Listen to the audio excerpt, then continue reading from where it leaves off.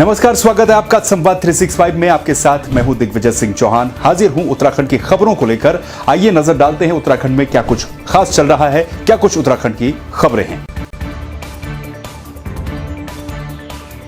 देहरादून के मालदेवता क्षेत्र में बुधवार रात बारिश ने भारी तबाही मचाई।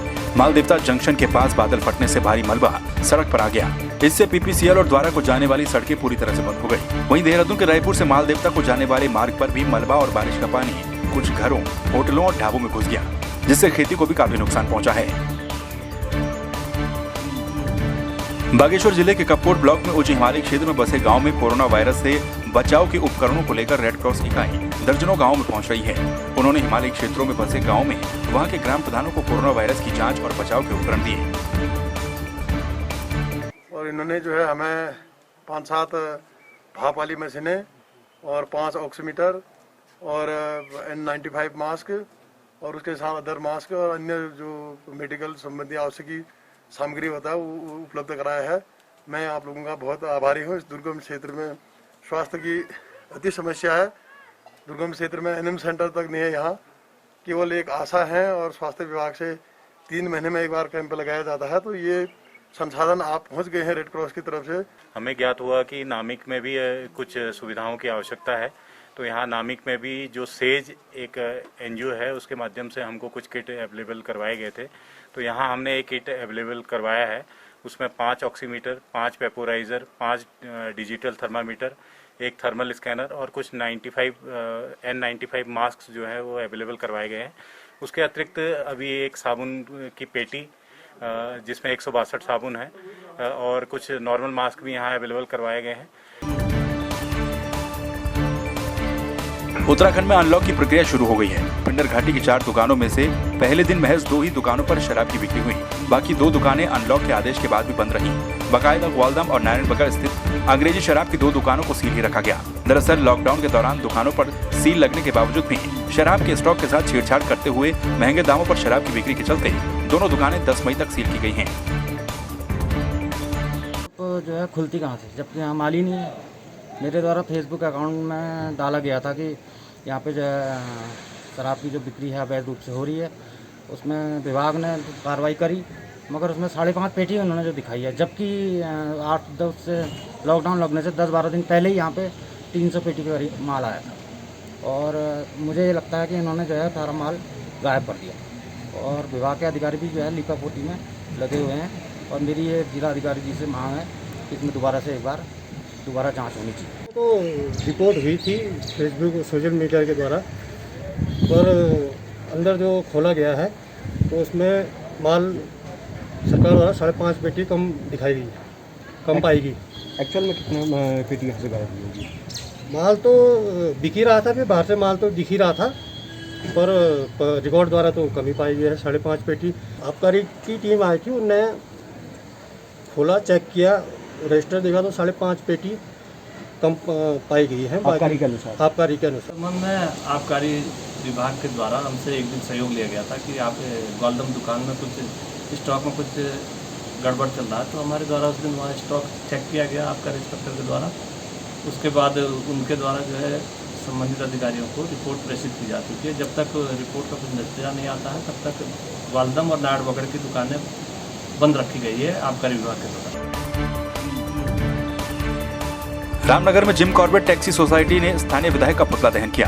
टैक्सी यूनियन के संरक्षक ने आरोप लगाते हुए कहा कि स्थानीय विधायक दीवान सिंह बिष्ट खनन कारोबार में दिलचस्पी दिखाते हुए तत्परता से खनन कार्य खुलवाने के लिए बार-बार मुख्यमंत्री से मिलकर खनन खोलने की मांग कर रहे हैं, लेकिन अन्य व्यवसायियों को बढ़ावा देने वाली विभिन्न गतिविधियों के संबंध में किसी भी प्रकार की पहल उनके द्वारा नहीं की गई।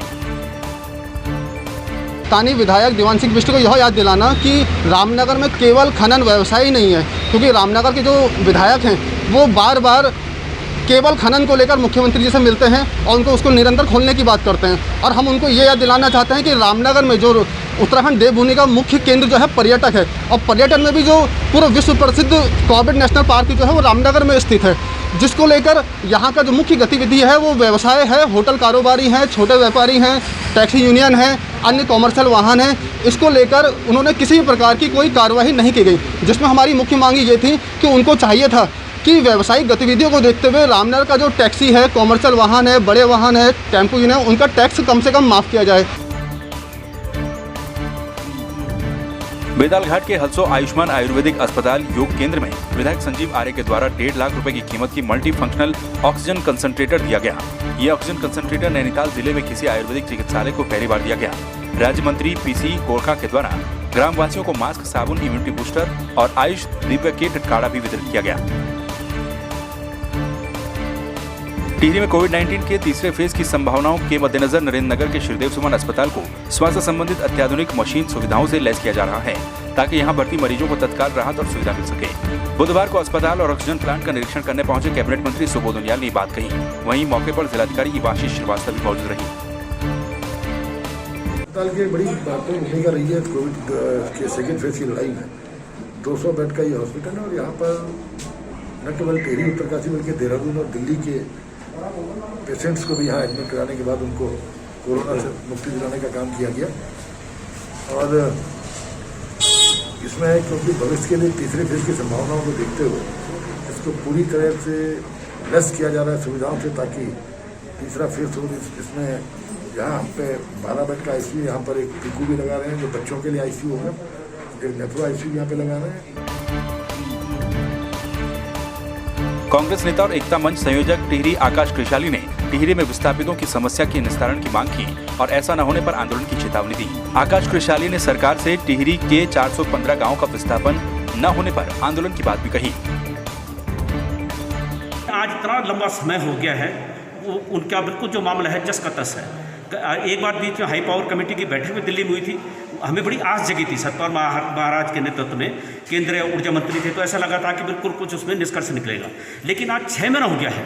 उन्होंने कहा था भाई 1 महीने के अंदर 415 परिवार या टिहरी के लिए बहुत बड़ा पैकेज, और जितने भी छोटी छोटी संपत्ति के मामले, जितने भी पेंडिंग मामले टीएडीसी को पानी के मामले में निर्णय होना था, बिजली के मामले में निर्णय होना था, खूब मीडिया में ये बात आई हुई थी। बड़ी आस जगी थी भाई जब प्रधानमंत्री वो केंद्रीय मंत्री के स्तर पर ये बात हुई है। सतपाल महाराज जैसे प्रतिष्ठित व्यक्ति इस बात को लेकर कोई बात कर रहे हैं, लेकिन आज देखो ढाक के 3 बात, कुछ नहीं हुआ है।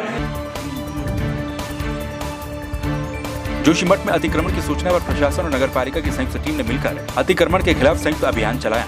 जोशीमठ मुख्य बाजार के पास प्रशासन को एक महिला के द्वारा अतिक्रमण करने की शिकायत मिली, जिसके बाद प्रशासन ने कार्रवाई करते हुए अतिक्रमण को ध्वस्त कर दिया। इस दौरान महिला के द्वारा काफी विरोध भी किया गया। ये महिला इसके पति नहीं है, इसको रोजगार दिए जाने के लिए हमने इसको ठेले की जगह दी थी, यहाँ पर ही अपने रोजगार करे और अपने बच्चों का पालन पोषण करे। लेकिन इसके दिमाग में इसने क्या किया कि कल रात को पूरे ठेले के बाहर से जो है पूरा टीन सेट बना करके एक बड़ा कमरा बना दिया। सड़क सुरक्षा के अंतर्गत जो अतिक्रमण होता है उसको मद्देनजर रखते हुए हमने जो है उप जिला मजिस्ट्रेट जोशीमठ से निवेदन किया और उनसे जो है अतिक्रमण हटाने के लिए उनसे हमने आदेश मांगा और उनके आदेश के क्रम में हमने इस अतिक्रमण को आज ध्वस्त कर दिया। रुद्रप्रयाग के विकासखंड उखीमठ के अंतर्गत सांसरी गांव में उद्यान विभाग के द्वारा तैयार आदर्श उद्यान और हॉर्टी टूरिज्म का निरीक्षण जिलाधिकारी मनोज गोयल के द्वारा किया गया। उद्यान विभाग के द्वारा इस नर्सरी में विभिन्न प्रजाति के फलदार पौधे और सब्जियों की नर्सरी तैयार की गई है। जिलाधिकारी ने कहा कि स्थानीय स्तर पर किसानों को इसका लाभ मिलेगा और उनकी आजीविका में वृद्धि होगी। उखीमठ जो हमारी आदर्श उद्यान है उसमें पहले जो है हमारे मिशन योजना के अंदर 15 लाख रुपए से पूरे पॉली हाउस लगवाए गए 400 square metre, 150 square metre shade net लगवाई गई है। कीवी के प्लांटेशन भी मदर प्लांट के लिए किया गया, उसका स्ट्रक्चर और वायर वगैरह सभी लगा दिया गया। दूसरा हार्टी टूरिज्म हार्टी जो है सेंटर बनाया जा रहा है। उखीमठ की जो नर्सरी है यहाँ पे हॉर्टी टूरिज्म का भी एक कॉन्सेप्ट डेवलप किया जा रहा है, आज उसका निरीक्षण किया गया। इसके अलावा जो इन्होंने यहाँ पे क्रॉपिंग कर रखी, प्लांटेशन कर रखी है, इस सबको भी देखा गया। तो अच्छा काम कर रखा है ऑलरेडी। यहाँ पे आड़ू के भी, संतरे के भी और सब्जियों के भी, मिर्च, बैगन इत्यादि के काफ़ी प्लांटेशन कर रखी है, तो किसानों को काफ़ी लाभ मिलेगा। आजीविका के पॉइंट ऑफ व्यू से काफ़ी इंपॉर्टेंट है और इनको इसको और बेहतर करने के भी निर्देश दिए गए हैं। पुनः 1 महीने बाद इसका रिव्यू किया जाएगा। पानी की सुविधा यहाँ पे और पॉली हाउसेस बढ़ाने के लिए और समस्त चीज़ों को और बेहतर करने के लिए, ज़्यादा से ज़्यादा रास्ते वगैरह ठीक करवाने के लिए सब चीज़ों के निर्देश ऑलरेडी दिए गए हैं। नरेंद्र नगर में गढ़वाल मंडल के जिलों का प्रवेश द्वार माने जाने वाली भद्रकाली और तपोवन पुलिस चौकी में जरूरतमंदों को भोजन करवाने के साथ साथ राशन भी वितरित किया जा रहा है। पुलिस उपाधीक्षक नरेंद्र नगर रविंद्र चमोली और भद्रकाली में तैनात डॉक्टर दिनेश जोशी ने बताया कि बाहरी राज्यों से आने वाले व्यक्तियों के RT-PCR नेगेटिव रिपोर्ट के बाद ही उन्हें जाने की अनुमति दी जा रही है। जो हमारा भद्रकाली चेक पोस्ट है ये मुख्य द्वार है टिहरी का, और सभी लोग यहाँ से हमारे पहाड़ में जाते हैं। जो भी प्रवासी अदर स्टेट से आ रहे हैं, दूसरे प्रदेशों से आ रहे हैं, वो अपनी RT-PCR नेगेटिव रिपोर्ट यहाँ पर दिखा रहे हैं, उसके बाद ही उन्हें जाने दिया जा रहा है। और जो हमारे लोकल आसपास के ज़िलों से यहाँ पर हमारे टिहरी डिस्ट्रिक्ट में प्रवेश कर रहे हैं, उनको बिना रैपिड एंटीजन टेस्ट के एंट्री नहीं दी जा रही है। और चाहे कोई कहीं से भी लोकल या एक दिन के लिए भी कहीं पे जा रहा है तो बिना रैपिड टेस्ट के वो जिले में प्रवेश नहीं कर पा रहा है। एक उत्तराखंड का प्रवेश द्वार माना जाएगा। इसमें सभी जनपदों के खासकर टिहरी, उत्तरकाशी, चमोली की यात्रा और इन जिलों में जो भी यात्री आते हैं उनके प्रवेश द्वार है। शासन के आदेश और निर्देशों के अनुसार दोनों जगह हमारी सघन चेकिंग चल रही है कोरोना के संबंध में, और यहाँ अध्यापकों की टीम वाहनों का पंजीकरण करवा रही है, डॉक्टरों की टीम इनका टेस्ट कर रही है। पुलिस द्वारा दोनों विभागों के साथ सतर्क दृष्टि अपनाई जा रही है। बाजपुर की राम भवन धर्मशाला में 45 वर्ष से अधिक उम्र के लोगों के साथ ही 18 वर्ष से अधिक उम्र के लोगों को भी वैक्सीन लगाने का काम किया जा रहा है, जहां वैक्सीन लगवाने के लिए लोगों में काफी उत्साह देखने को मिला। तो वहीं कुछ घंटे वैक्सीनेशन का काम चलने के बाद वैक्सीन खत्म हो गई, जिससे लोगों को वैक्सीन लगवाने के लिए करीब 1 घंटे का इंतजार करना पड़ा। कर दूं कि जो वैक्सीन लगाई जा रही है 18 से 45 साल केवल राम भवन धर्मशाला में लगाई जा रही है। तो हमारे 250 को स्लॉट दिया था, हम पे 180 वैक्सीन थी, वो अभी रुद्रपुर से आधे रास्ते पहुंच गई, आने वाली है। फिलहाल हमने किला खेड़ा से अरेंज कर दी है। बाकी जगह जो है वो 45+ है। किला खेड़ा के गाँव में है, बीरिया के गाँव में है, सुल्तानपट्टी के गाँव में है, और आपके मन्ना खेड़ा और हरिपुरा वहाँ लग रही 45+। तो अभी शॉर्ट में कुछ देर के लिए अंशकालिक शॉर्टेज हुई थी, तो हमने किला खेड़ा से अरेंज कर दी है, और अभी रास्ते में रुद्रपुर से वो भी आने वाली है कोविशील्ड। तो आपने देखा उत्तराखंड में क्या कुछ खास चल रहा है, क्या कुछ उत्तराखंड की खबरें रही। एक बार फिर से आपके सामने हाजिर होंगे उत्तराखंड की कुछ और खबरों के साथ। तब तक के लिए आप बने रहिए संवाद 365 के साथ। नमस्कार।